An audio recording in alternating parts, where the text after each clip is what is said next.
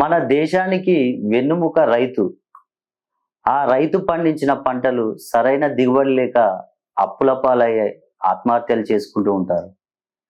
దానికి కారణం మీకు తెలుసా?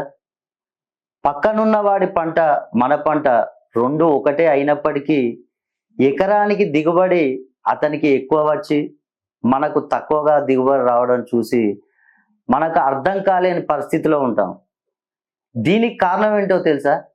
మనం పంట వేసిన తేదీలు దీనికి ప్రధానమైన కారణం.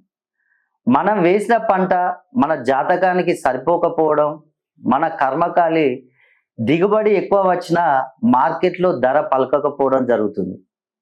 మరియు మన జాతకంలో శని ప్రభావం ఉండడం, కాలసర్ప దోషం ఉండడం, సర్ప శాపం ఉండడం, శిశు హత్య పాతకం, అబార్షన్లు చేయించడం, చెట్లను నరకడం, గోవును వధించడం, ఇవన్నీ వీటికి కారణాలే.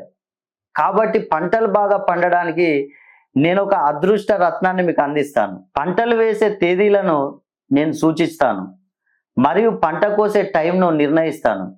వీటిని పాటించి ముందుకెళ్ళండి, అంతా జయమే కలుగుతుంది. జై శ్రీరామ్.